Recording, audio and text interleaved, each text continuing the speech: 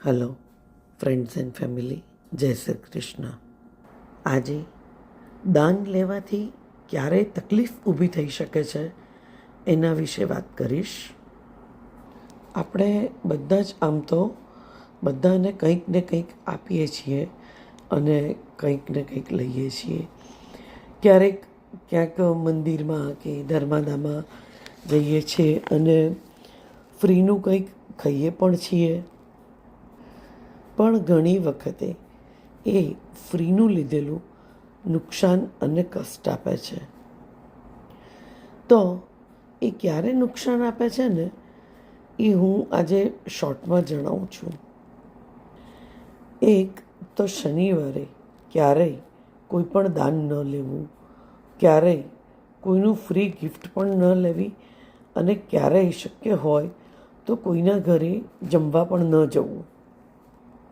બીજું, ગોચરમાં જેના પોતાના ચંદ્ર ઉપરથી શનિ પસાર થતો હોય તેવી વ્યક્તિએ એ ગોચર દરમિયાન કોઈનું પણ કંઈ દાન લેવું નહીં અને કોઈનું પણ ફ્રીમાં ક્યાંય પણ કંઈ ખાવું પીવું નહીં.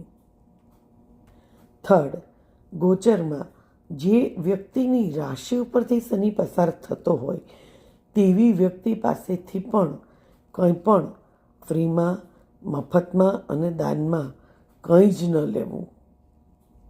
શનિવારના દિવસે ચણા કે ચણાના લોટની વસ્તુ પણ ક્યારેય ન લેવી અને શક્ય હોય તો ખાવી પણ નહીં.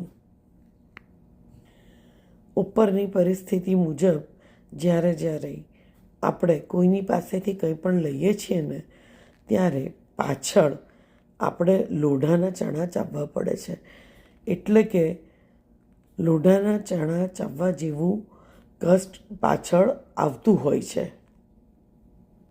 આ જ વસ્તુને અગર ડિટેલ્સમાં સમજવું હોય તો તમે લોકો જો કોમેન્ટ બોક્સમાં લખશો તો બીજું બી ઘણું બધું આવરી લઈશ અને હું એનો ડિટેલ્સ વિડીયો બનાવીશ. Thank you. જય શ્રી કૃષ્ણ.